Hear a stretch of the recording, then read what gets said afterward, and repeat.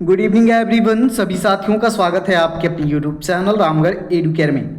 आज से admission start है साथियों। सेकंड राउंड काउंसलिंग में जितने भी साथियों को सीट अलॉट हुआ है, जिनको कॉलेज अलॉट हुआ है, मिल गया है, कुछ साथी एडमिशन भी ले लिए हैं, कुछ साथी जो हैं अगले 2-3 दिन के अंदर में एडमिशन अपना ले लेंगे।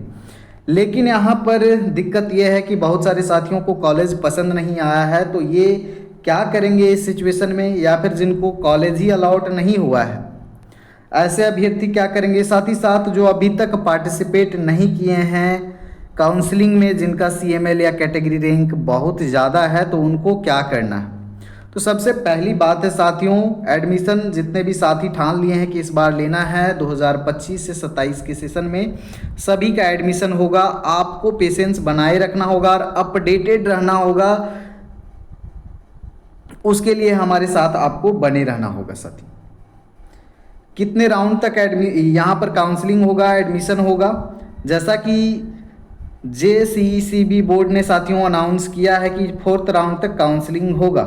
इसके बाद में एक राउंड अगर ज़्यादा सीटें बचती हैं, 25% से अधिक अगर सीटें बचती हैं 4थे राउंड तक, तो यहाँ पर 5th राउंड का होना, यहाँ पर इसका जो प्रोबेबिलिटी है वो बढ़ जाता है। 5th राउंड का भी नोटिफिकेशन आ सकता है अगर 25% सीटें बचती हैं तो। और अगर 10-15 सीटें 20% तक अगर सीटें अगर बचती हैं साथियों, तो फिर आपका ओपन राउंड जो बोला गया है, ओपन राउंड में आपको कोई काउंसलिंग नहीं करना होता। आवेदन जाके आपको डायरेक्ट जिस कॉलेज में सीट खाली रहेगा उस कॉलेज में जाकर के आपको आवेदन देना होता है एडमिशन के लिए। लेकिन उसमें भी कंडीशन है कि आप जो एग्ज़ाम दिए हुए हैं सिर्फ वही आवेदन कर सकते हैं। ओपन राउंड में भी थोड़ा सा फी जो है फ्लक्चुएट कर जाता है ओपन राउंड में, ये सभी को पता है।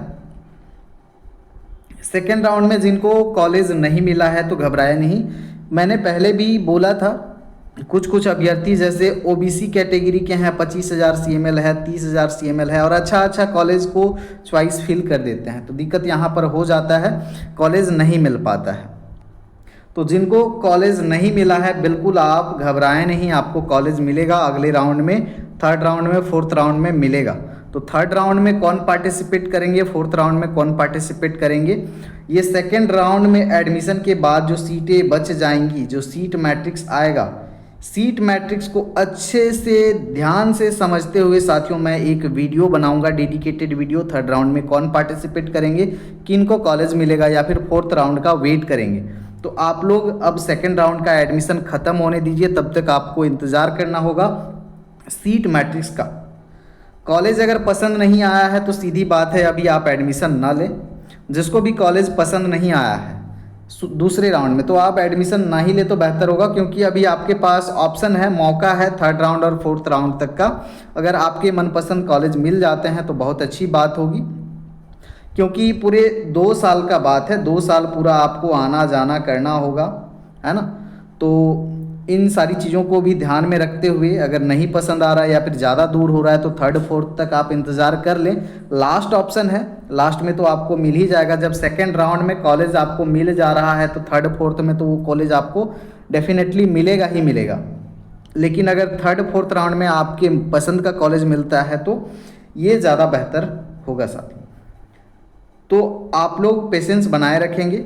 जिनको नहीं मिला है या फिर जो अभी तक काउंसलिंग नहीं किए हैं, अभी सीटें 2nd राउंड का एडमिशन के बाद में भी सीटें जो हैं 50 से 60% सीटें खाली रहेंगी।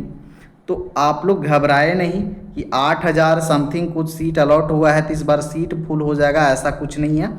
50 से 60% सीटें जो हैं वैकेंट रह जाएंगी, खाली रह जाएंगी after 2nd round of admission. तो आपको बने रहना होगा पेशेंस के साथ में, घबराना नहीं है, ज़्यादा टेंशन नहीं लेना है, बस अपडेटेड रहेंगे।